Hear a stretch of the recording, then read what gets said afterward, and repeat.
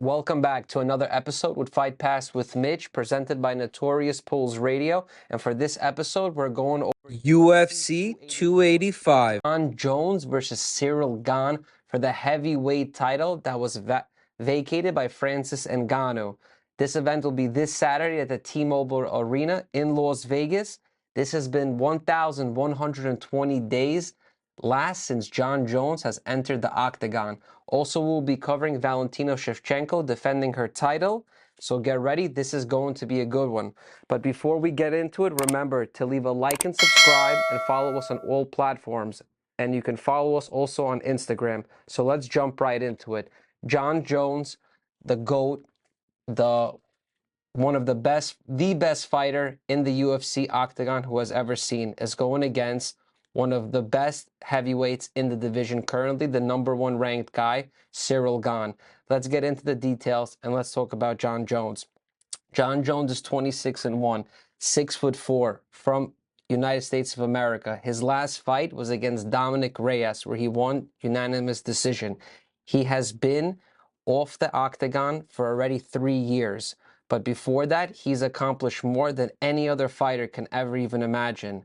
He has defended his title 13 times. That is the most title defenses of anybody in UFC history.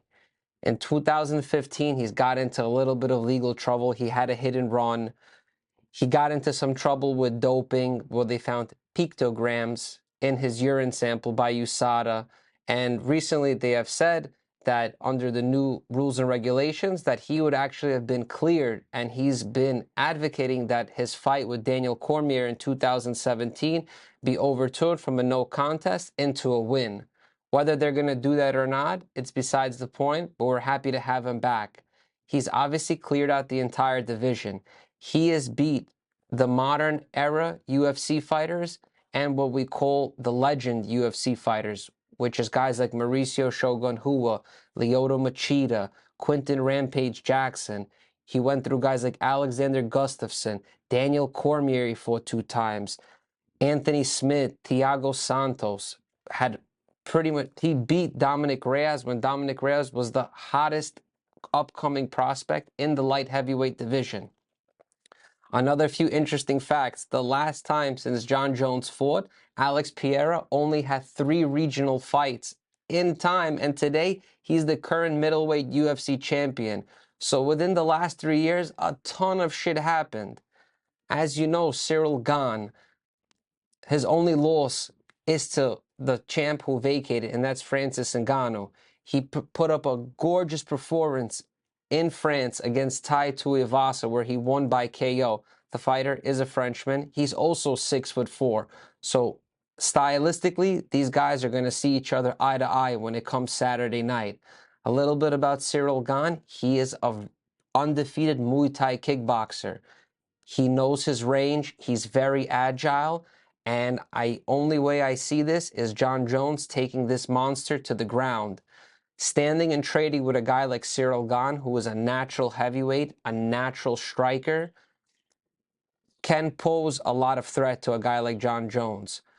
As you see in some of his sparring videos with Walt Harris, Jon Jones is very crafty. He gave his body time to heal, and I think he's going to come back and put on one of the most spectacular performances. As he said, his fights previously before, he didn't have that inspiration. He was kind of losing that roar, that lion in him. Do it again? And it took him time to reflect and everything to get himself back into the octagon and fight right now in the heavyweight division. He has nothing that he wants to do, and there's really nobody that he's even interested in fighting in the light heavyweight division. I see this as a beautiful opportunity for Jones welcoming himself back into the octagon, getting his new contract with the UFC, 4-fight, multi-million-dollar deal, and I think he is putting all his mind and energy into training and into succeeding and becoming one of the first. Well, he'll be the second. Let me stop, because Daniel Cormier was the heavyweight and light heavyweight champion. So he'll go on to be the second UFC fighter to have ever accomplished such a great accomplishment. As you know, we also have a co-main event today, and we have the girls. We have Valentina Shevchenko defending her flyweight title against Alexa Grasso. Valentina Shevchenko is the most dominant flyweight champion in UFC history. She is on a 9-fight win streak. That has not been unheard of. And her only losses in the UFC were to the current champion, and that is Amanda Nunes, and that was at bantamweight. When they opened up the weight division of flyweight, her coming down 10 pounds has really shown her power and agility, and there's really nobody in the division who's really given her a hard challenge. She's beat Talia Santos, Lauren Murphy, Jessica Andrade, Jay Maia. The list goes on and on. She has absolutely ran through the entire roster. Her opponent is worthy of her shot. She is on a 4-fight winning streak. She's had wins against Vivian Araujo, Joanne Wood, Macy Barber, and Ji Yeon Kim. So she's on a 4-fight win streak, but she is a heavy underdog at a plus 460. If you're going to take Valentina, she's coming in at the favorite at a minus 610, and for a very good reason. There hasn't been anyone in the flyweight division to really be able to expose any weaknesses in Valentina's game. She's probably the best striker, and she shows that she can handle her own in the wrestling department.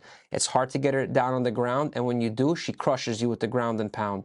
She is a very complete fighter. She's very focused, and she always gives a little stunning performance at the end.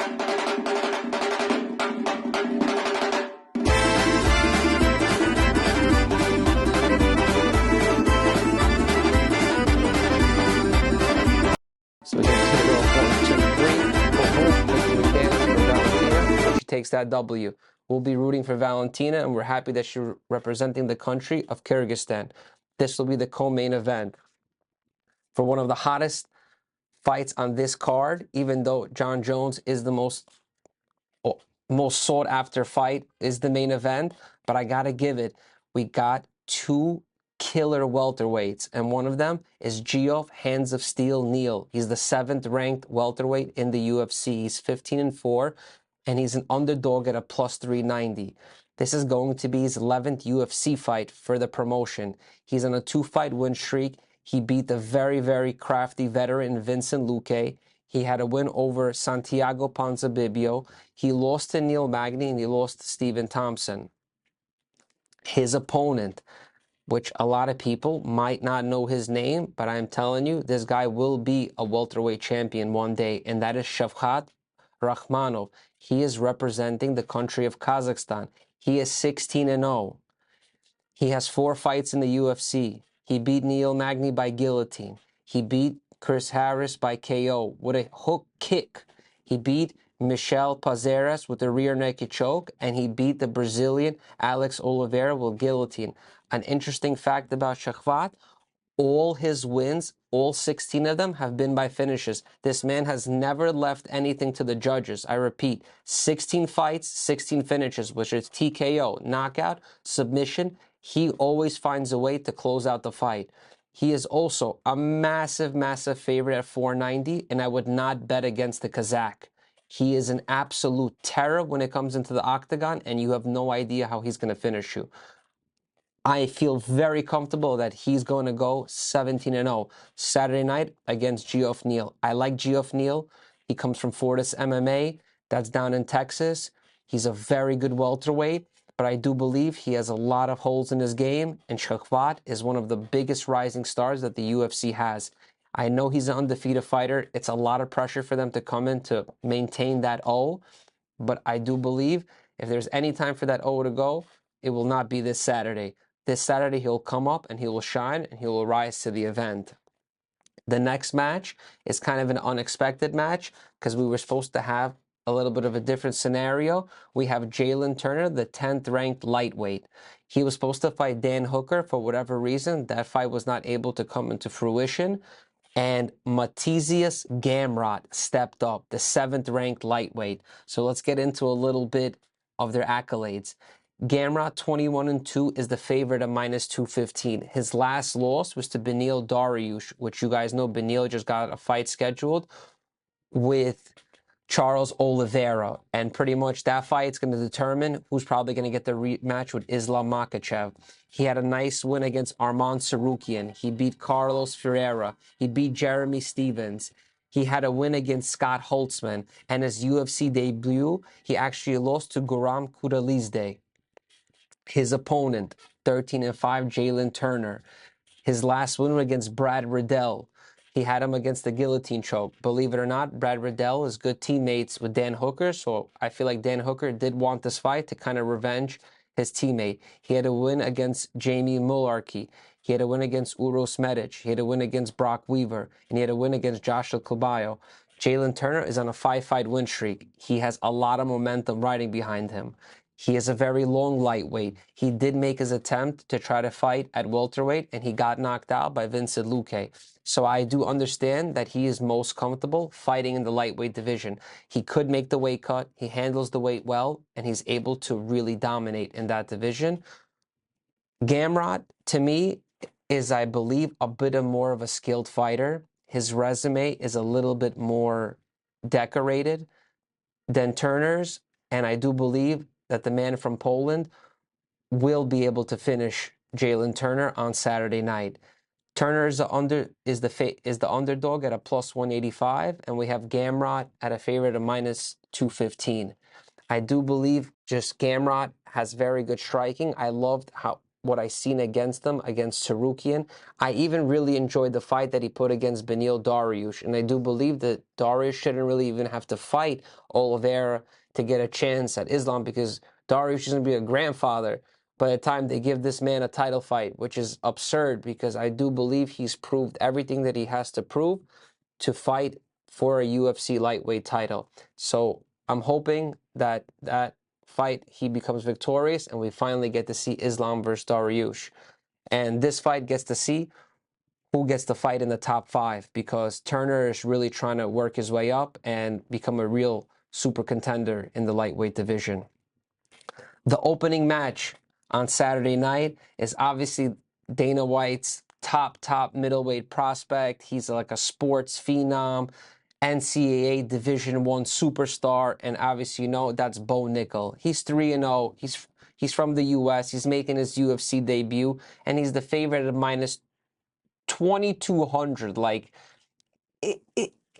I've never seen odds like this. It's already he won the fight. You could just bet the house on him at this point. He's fighting a guy in Jamie Pickett who's on a 2-fight losing streak. He's 13-8. So just to go over Bo Nickal, he had his first MMA debut on George Masvidal's FC division, where he had a KO against John Noland. Then he was invited to Dana White's Contender Series, where he had a quick win against Zary Borrego, rear naked choke. Then Dana White said, I didn't see enough. He invited him again back to the Contender Series, where he beat Donovan Beard by triangle choke. It's really hard to know how good he is because he's so talented. We haven't seen him struggle. We haven't seen him go past one round, yet alone even get close to the end of the round. I do hope that a seasoned UFC fighter like Jamie Pickett can test the waters of Bo Nickal, but I understand that Bo Nickal trains with American Top Team. He trains with guys like Jorge Masvidal and all the superstars that come from Florida, and they're saying he's the real deal. Everything that I've seen on him shows that he's the real deal, and this should be a cakewalk fight for him. He's the opening event of the card on Saturday night, and I'm really excited to see him back. And I love that Dana White is really going to boost his platform by putting him on the same cards as Jon Jones's return. He's a huge middleweight with a lot of potential, and you really need to keep an eye on him. You want to play it safe, minus 2,200.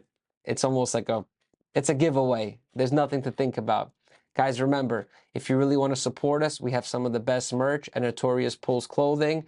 Like, follow, and subscribe us on all platforms. Enjoy Saturday night. Jon Jones returned. We'll be back, and we can't wait to see you again soon.